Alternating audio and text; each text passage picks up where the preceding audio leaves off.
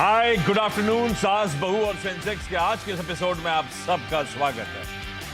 आज हमारी मदद करने के लिए दिग्गज market expert Sudeep Bandopadhyay sir आपको आपकी स्क्रीन पे नजर आएंगे बहुत दिनों बाद। पता नहीं, मेरे साथ तो इंटरेक्शन बहुत दिनों बाद हो रहा है। सुदीप सर कहीं गए हुए थे क्या, या हम लोग का मिलन नहीं हो पाया? नहीं, बिल्कुल सही आपने पकड़ा। हम बाहर थे तो इसीलिए बातचीत नहीं हो पाया, आपके शो में आ नहीं पाए।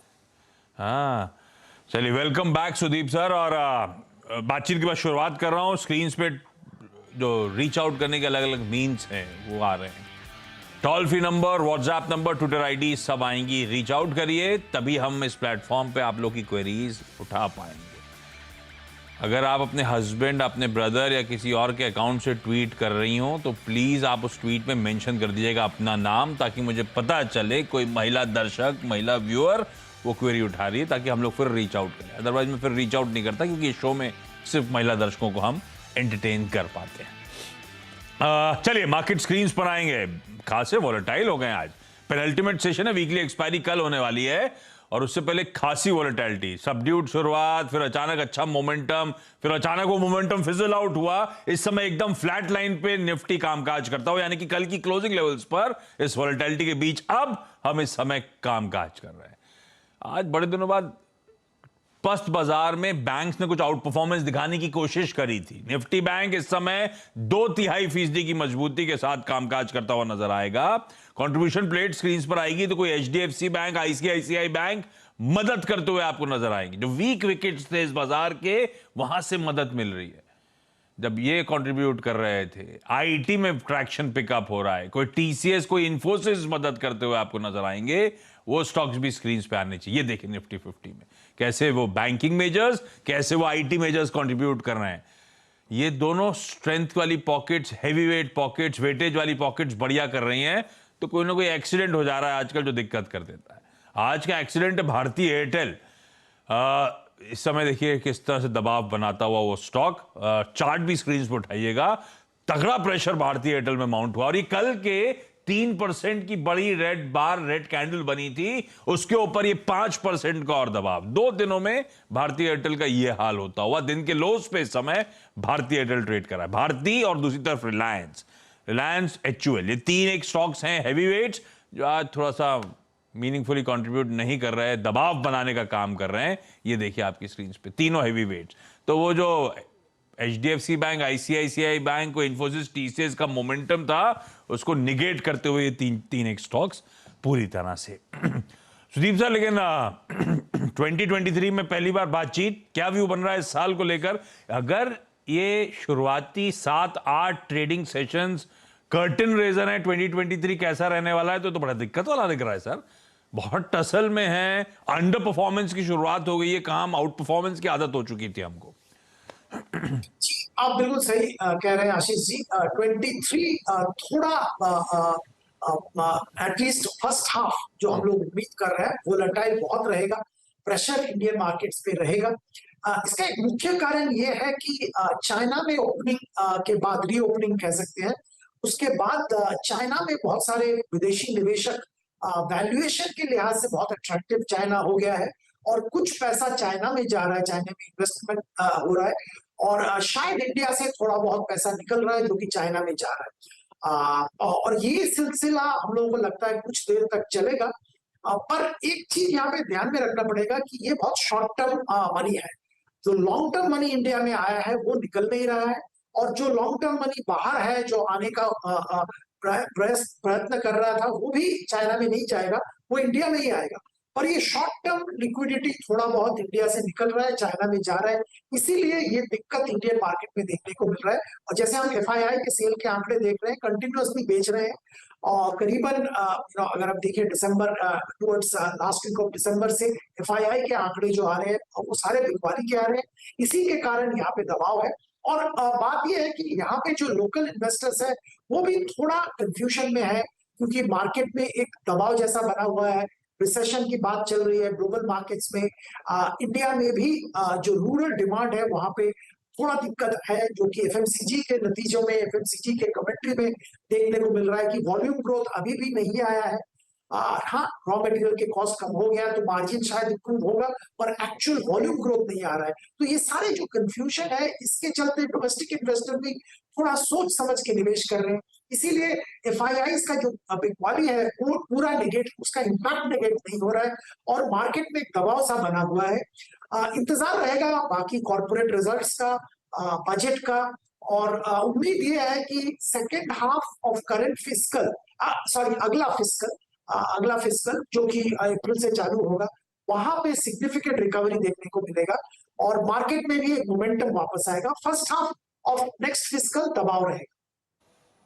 ये दिक्कत वाला समय है थोड़ा सा, शायद सेकेंड हाफ में मामला थोड़ा सुधरे, लेकिन फर्स्ट हाफ में और ग्लोबली सब चाइना पे बेट कर रहे हैं, वो ओपनिंग अप का बहुत फायदा होगा। हमने देखा इक्विटीज में इस तरह का रुझान बना भी है, चाइना में 40-50% अच्छा मूव बन गया लोज से, और अभी भी माना जा रहा है कि सब के सब चाइना का वेटेज बढ़ा रहे हैं, ओवर वेट के कॉल्स दे रहे हैं, पैसा निकल रहा है। ऐसे में सर ये अगर टफ फेज आ ही गया है तो आप लोग अपने पोर्टफोलियोज को रीचेक करवा रहे हो क्या? फिक्स इनकम की तरफ थोड़ा सा पैसा ज्यादा झोंका जा रहा है क्या 2023 में? बढ़िया रिटर्न्स आ रहे हैं वहां पे। आशीष जी देखिए, हम लोग जो बिलीव करते हैं थोड़ा लंबी अवधि के लिए निवेश करने की सलाह देते हैं और उसी सेगमेंट में निवेश करते हैं और एडवाइस भी करते हैं। तो यहाँ पे देखिए हम लोग को अभी भी लग रहा है बहुत सारे सेक्टर्स हैं इंडिया में जहाँ पे अच्छा अपॉर्चुनिटी बन रहा है, और ये मार्केट में जब गिरावट आ रहा है तो वहां पे जो प्राइस इरोशन हो रहा है वो एक अच्छा अपॉर्चुनिटी है बाइंग का। मैं पहले भी जिक्र कर चुका हूँ आपके शो में ही, कंस्ट्रक्शन, इंफ्रास्ट्रक्चर और रिलेटेड कैपिटल गुड्स, ये सारे सेक्टर हैं जहां पे खरीदारी अभी भी हम लोग रेकमेंड कर रहे हैं और हम मानते हैं कि वहां पे निवेश जरूर करना चाहिए। हाँ, कुछ हद तक अगर आपका पोर्टफोलियो वहां पे नहीं है, उस सेक्टर्स में नहीं है, थोड़ा रीचिक करके सिलेक्टिव स्टॉक पिक कर सकते हैं। तो स्टॉक्स में ही रहिए, क्योंकि हमारा बिलीफ ये है कि इक्विटी मार्केट ही आपको बेस्ट इन क्लास रिटर्न देगा। अगर आप बाकी एसेट क्लास की बात कर रहे हो, best in class return equity से ही आएगा अगर आप इक्विटी में निवेशित हो। हाँ, ये बात सही है कि आपका एज और रिस्क एपिटाइट के ऊपर पोर्टफोलियो कॉम्पोजिशन चेंज होता है, और अगर आपका रिस्क एपिटाइट कम है, आपका एज ज्यादा हो गया है, तो शायद हम लोग थोड़ा बहुत फिक्स्ड इनकम की तरफ नजर देने के लिए एडवाइस करें। ब्यूटीफुल। चलिए अब सवाल जवाब के सिलसिले की शुरुआत कर रहा हूं। कुछ इंडिविजुअल स्टॉक्स पे भी समय रहा तो सर से बातचीत कर लेंगे, जिसमें प्रोमिनेंट भारतीय एयरटेल, लेकिन अभी पहले सवाल जवाब के सिलसिले की शुरुआत। आज हमें इंदौर जाना है, हमें मुंबई से 2 क्वेरीज को एड्रेस करना है। सबसे पहले जो जो जुड़ चुके स्क्रीन पे आते चले जाएंगे। इंदौर से खुशी आपको आपकी स्क्रीन पे नजर आएंगी। खुशी मैम, हाय, गुड आफ्टरनून। Hello sir. खुशी मैम, इंदौर में ठंड होगी, आप कुछ पहने नहीं बैठे? नहीं नहीं सर, बिल्कुल भी ठंड नहीं है। नहीं है ठंड? अच्छा खुशी मैम, पहली क्वेरी कौन सी सुदीप सर के लिए? सर मैंने ट्राइडेंट के शेयर लिए हैं 2200, 47 की बाइंग है उसकी। मैंने उसका हाई भी देखा 17 एंड लो भी देखा 31। मैंने लॉन्ग टर्म के हिसाब से लिया है, बट इतना हाई देखने के बाद भी मैंने उसे सेल नहीं किया, तो वो कभी काफी नुकसान में है। तो अब मुझे क्या करना है? आपकी बाइंग के बाद वो 70 तक के लेवल ट्राइडेंट ने दिखाए थे और अब पूरा मामला पस्त पड़ गया है। आप होल्ड करके चल रही थी लॉन्ग टर्म के लिए। क्यों लॉन्ग टर्म के लिए ट्राइडेंट पे दाव लगाया था? आपने इसकी फंडामेंटल स्टडी करे या किस लॉजिक से आपने उतरी थी लॉन्ग टर्म के लिए? ब्रोकर ने आइडिया दिया? सर मैं जब ये 9 पे था शेयर, तब से मैं इसे वॉच कर रही थी, तब से काफी अच्छा शेयर था। मैंने देखा इसे आगे जाते हुए बहुत देखा, उसके बाद मैंने इसे बाइंग किया था।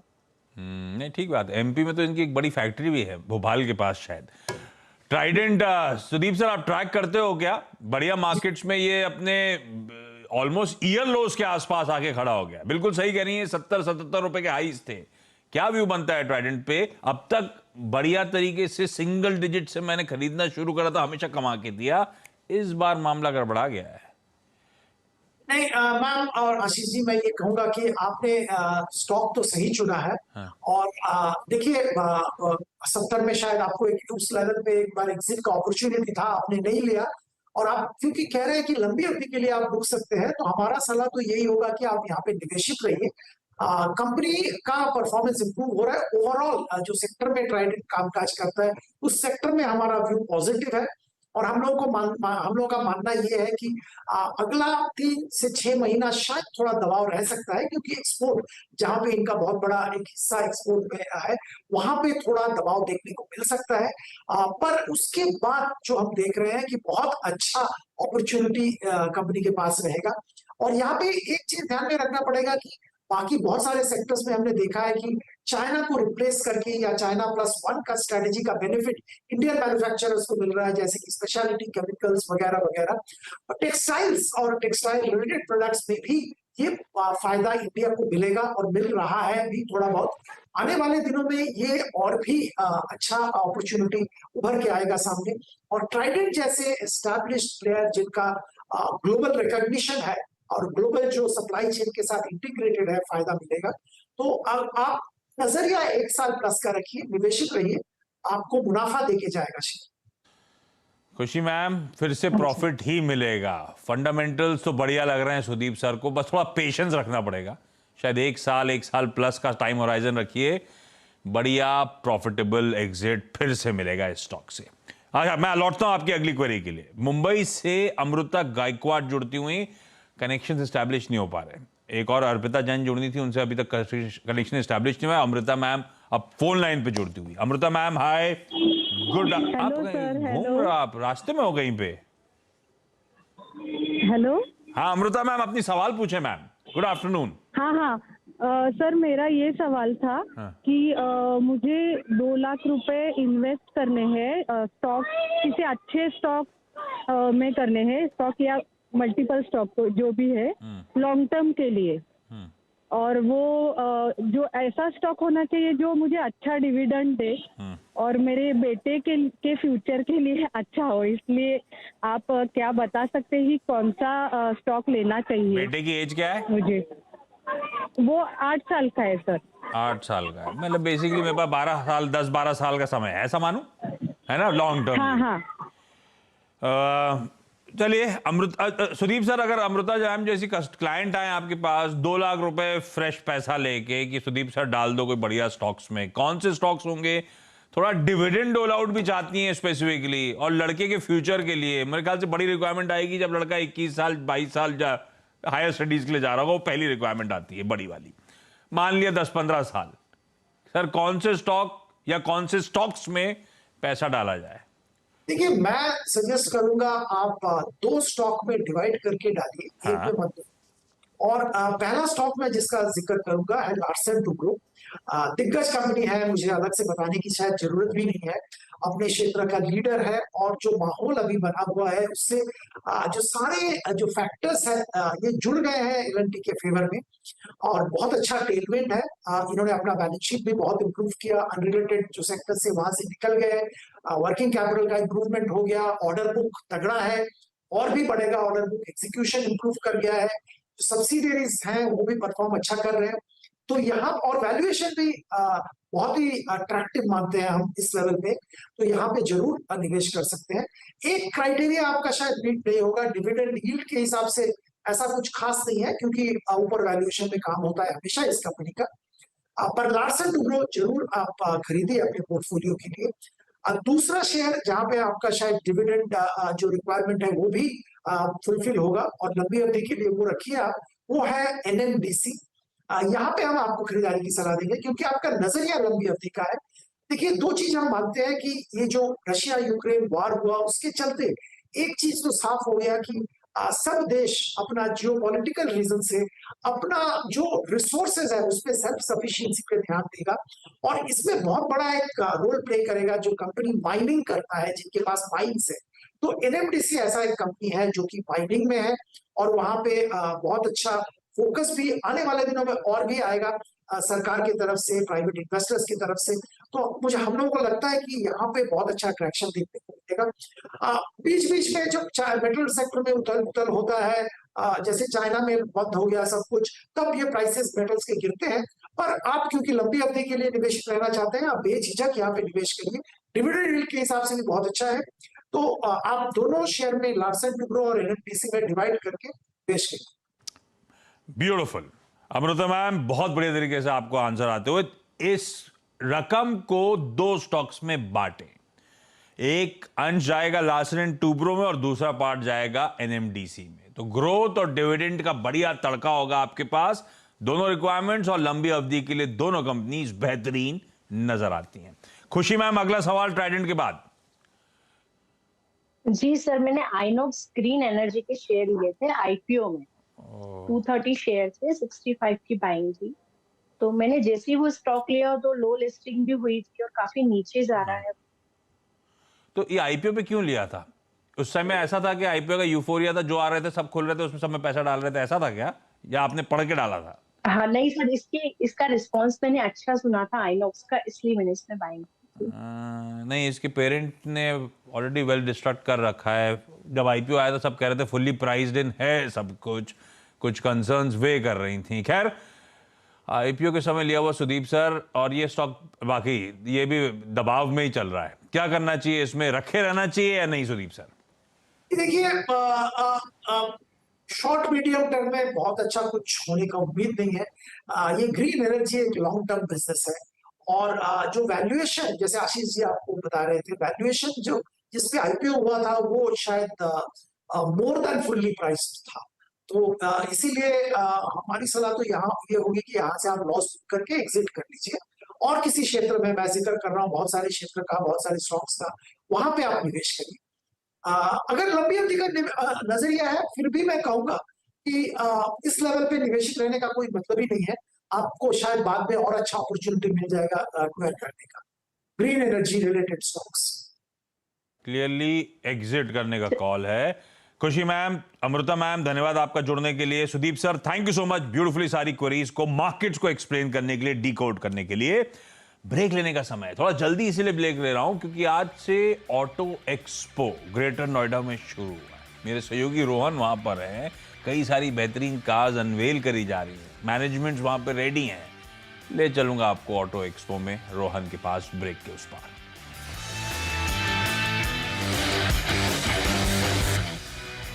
आज से ग्रेटर नोएडा में ऑटो एक्सपो का आगाज हुआ है। अशोक लेलैंड के कमर्शियल व्हीकल सेगमेंट में कई गाड़ियां लॉन्च की हैं। कंपनी से हमारे संवाददाता रोहन सिंह ने बातचीत करी। आइए उस बातचीत का एक अंश सुनाया जाए। नई टेक्नोलॉजी का आपने डेमोन्स्ट्रेशन तो कर दिया, क्या प्लान है, कितना टारगेट है, कितना परसेंटेज आप आने वाले दिनों में इन न्यू टेक्नोलॉजीज में देखना चाहते हैं? It is a good question but difficult to answer because unlike technology like diesel, where there is ecosystem available, the challenge for new technologies, especially not just CNG, LNG, but also hydrogen and battery, is the ecosystem availability. That includes both supplied ecosystem, but more importantly, the charging ecosystem for battery electric vehicle and the hydrogen availability. So we are working with a lot of partners to see how do I create that ecosystem, so that when I go to the customer, I can say, don't just buy a vehicle. Here is my partner. We can provide you with the fuel you need. And that is probably taking a little bit longer. So from product side, we'll be ready in the next few months to next 2 years. But more importantly, we're working with partners to say, how do I get the fuel availability with partners? So it's a combination. So therefore, we're not able to say this will happen, this will happen. But we do believe with not just what we are doing, but also the government initiative, especially with the hydrogen policy announced recently, with the CNG push, LNG push, we believe over the next 18-24 months, you'll see a lot more penetration of the entire range of fuel options in the market. इस साल के लिए, आने वाले साल के लिए क्या टारगेट रखा है आपने, क्या कितना % मार्केट शेयर आप उम्मीद करते हैं? I think while I cannot answer the question in complete detail, but I think we aspire to keep above 30% for sure. We hope to ride the wave of the growing CV sales. We hope to have our market share intact. And any expectation from the budget for the new technologies vehicles? I would hope that the government would actually continue to support new technologies. They've done a lot of work in terms of PLI schemes and all that. But specifically in terms of R&D, if the government can support, that'd be great.